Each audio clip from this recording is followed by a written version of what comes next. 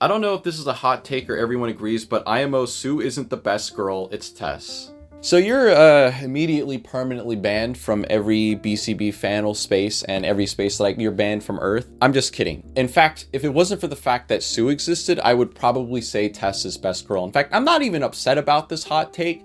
Tess really is like peak. And it's even crazier because Tess isn't even Teshi's character. So if you want to get down to the nitty gritty, the best character that Teshi's ever come up with is still Sue. So Sue is still best girl in some way. She's also the first girl. She was the first character ever created for BCB, if you didn't know. But Tess is also a really great character. Even going into her senior year, she had a firm grasp on who she was and who she wanted to be, and had a level of maturity about relationships that led to a lot of drama with Paulo. But one of the best moments in the comic, I think, is to see Tess finally break the walls down with Paulo during the junior prom and tell him that she does love him, that she fell in love with him, but she knows that they can't be together because she's going to be moving on with her life and Paulo is still going to be in high school. And no matter which way you slice it, dating a high schooler when you're not in high school is it's a little bit sus, and people already think that Tess and Paulo's relationship was sus to begin with because of the age gap and whatever. The point is, Tess is a wonderful character. She's great. I love her design.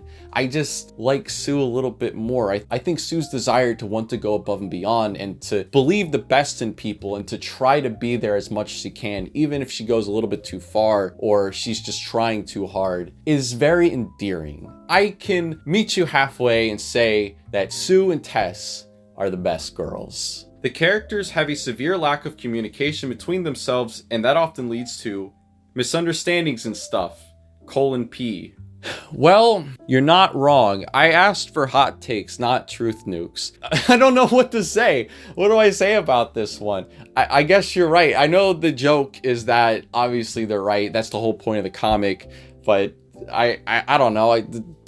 We're gonna move on. We're gonna move on to the next one. The BCIs have more soul than the entire rest of the comic, and Jasmine x Paulo deserved better. The BCIs having more soul than the actual comic. Alright, let me put it this way. If you read the BCIs without the context of the main comic, the official comic, regardless of whether it's the old canon or the current one, would they still have as much soul? Would they make as much sense? Would they be as interesting?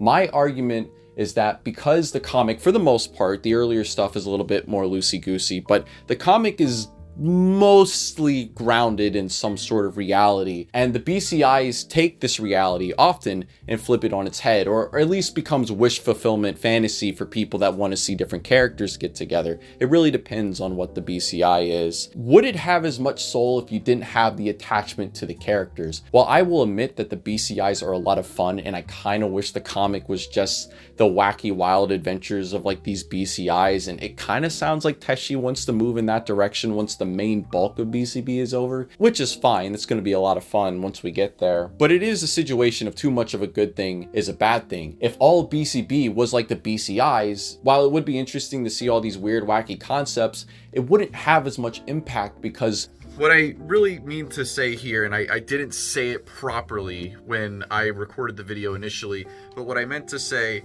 is that because we experience these weird and wacky things so often, it kind of just lessens the impact of those things going forward because we have nothing to offset those weird things happening.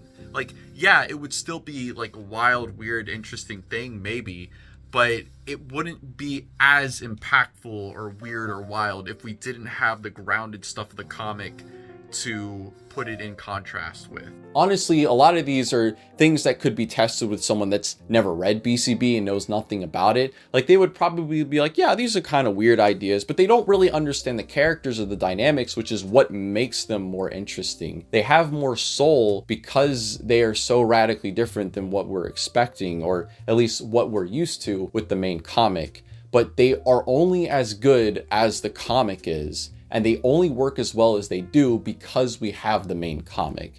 So to say they have more soul doesn't really feel like a fair statement, but I completely understand where you're coming from. As far as Paulo and Jasmine being done dirty, I cannot agree more. Until Paulo and Sue came into my life, and blessed that it did, Paulo and Jasmine was my favorite ship. As far as the canon ships are concerned, yes, Paulo and Jasmine are my favorite. They were so cute together. Paulo just was always going above and beyond, having fun with Jasmine, and that's what I love to see in a relationship. Just my own personal take is to have fun with the other person. They're your best friend. There's someone that you can do whatever you want with and just have a blast. Someone that you just feel free with. And that's what it felt like seeing Paulo and Jasmine, specifically things like Feline Filibuster, which was an awesome chapter. That is one of my favorite chapters. And we see Paulo with Jasmine. They have no idea what they're doing, but they're just like, vote for Jasmine. And you see Paulo and Jasmine going trick-or-treating together wearing like a couple's cosplay thing. Point is that you can tell Jasmine and Paulo really cared about each other a lot and had a lot of fun. And it's even more frustrating now looking at Paulo and Daisy because they aren't doing any of that. They've never had any of that. They have never had a dynamic like Paulo and Jasmine did. And Jasmine does talk about how Paulo will basically just do whatever you ask of him. He's such a good boyfriend, and that's great. Like, that's the thing that's like interesting about Paulo, is that while he comes off as that womanizer and that flirtatious guy, and you would expect someone like that to like cheat on his significant other and sleep around, once he's in a relationship, he is very loyal to that person. And if he feels like he's having feelings for someone else, he realizes that isn't fair and he breaks up with the person that he's with, which is what happens with Jasmine. Yes, they were done dirty. As Lieutenant Amazil likes to deftly put, Jasmine is a narrative cocksleeve, which is to say she only exists to pad out Paulo's relationship runtime and to give him something to do. But those two were adorable together, and I honestly think they should have ended up together. I don't know about ended up together, but they're a damn sight better together than Paulo and Daisy are. Way more interesting too. Paulo and Jasmine done completely dirty. It just felt like it got swept under the rug so quickly. And I really wish we could get that relationship energy back with basically any other characters in the comic. I guess the closest we have to that is maybe Madison and Jessica, but most of the time Madison's just being a bit. I want to pat Mike on the head and tell him it's all going to be okay. Don't really know how this is a hot take, but sure. If you want to pat Mike on the head and tell him it's going to be okay, then let me know in the comments below and I'll send Mike an email through the information superhighway and tell him that everybody feels that way about him. Or maybe I'll just make like a YouTube RP account and go in the comments and be like, oh, thank you guys. I really appreciate it. I don't know where I'm going with this one. Some stupid shit like that. Okay, I'll bite. 1. Paulo bullying Abby and Take Heart is severely downplayed both in and out of universe. I think it's a little short of the December speech. 2. Teshi blatantly plays favorites, mostly Lucy and Paulo, and it's one of the main things ruining the comic. The irony is that it hurts just as much her favorites, because their achievements feel unearned if she bends the universe around for them, often breaking established plot/character elements too. So the entirety of this is mainly about the favoritism that Paulo and Lucy receive, which I think is absolutely true. And this is not anything that we don't know, and it's not anything that Teshi has been shy about. And even for a time, she was gunning for Paulo and Lucy to be in a relationship. So them being favorites, it's still a hot take, but it's also one that everybody kind of knows about. As far as the Paulo yelling at Abby and Take Heart, yes, Paulo does dig into Abby's insecurities, and I assume this is the parallel you're talking about when you talk about it basically being like Paulo's December. While Paulo wasn't trying to maliciously hurt Abby, this is just kind of how he is. He teases Abby, he teases everybody, but he particularly goes after Abby because Abby always kind of gives a reaction to it, or at least that's like the most of the teasing we get to see that Teshi writes. Perhaps it's a little bit even amongst everybody else, and if it was, it would be a little bit more of a gray area as far as Abby taking matters into his own hands. But yeah, Paulo laying into Abby and going, who actually wants to deal with you, and moping about your dead mom all day, which is such an awful line, and they just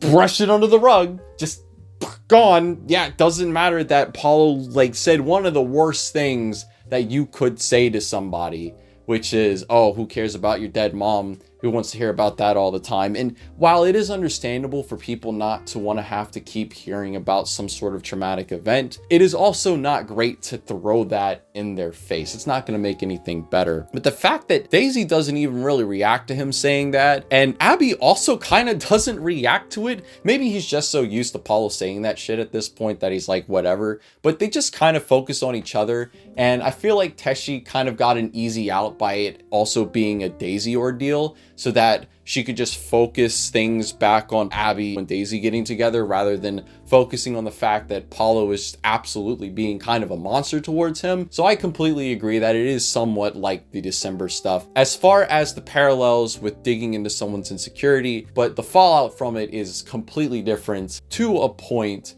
I mean, Abby's backlash against Paulo has nothing to do with him making fun of him being upset about his dead mom, but all about him suspecting that Paulo might be trying to steal his girlfriend, which obviously wasn't true. Now, I do want to be clear, this scene does get brought back up in Golden Hour, but Paulo is never really directly lashed out against, and Daisy ends up taking all of the blame. But for this hot take specifically, I just focused on the events of Take Heart. As far as specifically Lucy and Paulo getting picked as the favorites, I already talked about this. Of course they are. Does this ruin their characters? You could say that the more time a character has on screen, the more opportunities there are to ruin that character. You have characters like Amaya that don't really have a lot of time on screen, and so people kind of universally like them.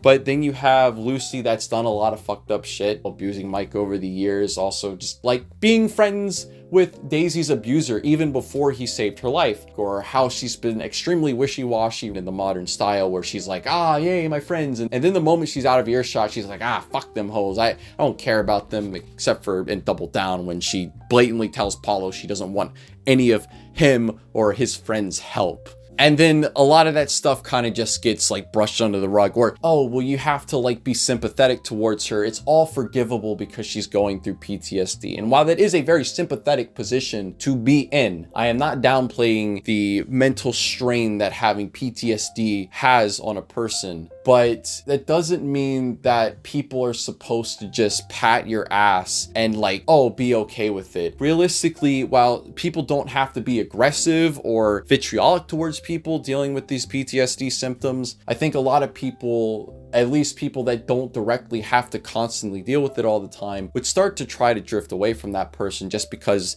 they don't want to be mean, but they also don't want to have to deal with like the fallout of those incidents. And it sounds really mean to say that, but I think it would be even meaner for me to be like, oh, well, Lucy is inexcusably mean towards other people and yells at them for no reason, which obviously isn't the case. And I don't believe that, because we've been shown plenty of times that Lucy does somewhat, to an extent, care about her friends. And then you have Paulo, who, yes, bullies Abby a lot, and then he doesn't really get any sort of just desserts for it. Yes, there is the chokehold, which really has nothing to do with the teasing. It's more about Abby saying, oh, you're trying to steal Daisy away from me. But that could have also just been a mask for him to just have a reason to attack Paulo. And the implications of that are like even worse. Like, Jesus Christ, I don't think Paulo was ever trying to vitriolically hurt Abby. It's just kind of who he is, which doesn't make it okay. Paulo's stuff might be a little bit more personal than Lucy's stuff, but he's never intentionally trying to tear somebody down. He just thinks that Abby is too uptight. And he also has the same problems with Sue, except Sue doesn't have any dead parents for them to bond over. So, but yeah, I mostly agree that the playing favorites thing can lead to a lot of weight being shifted around in the narrative unfairly. Hot takes?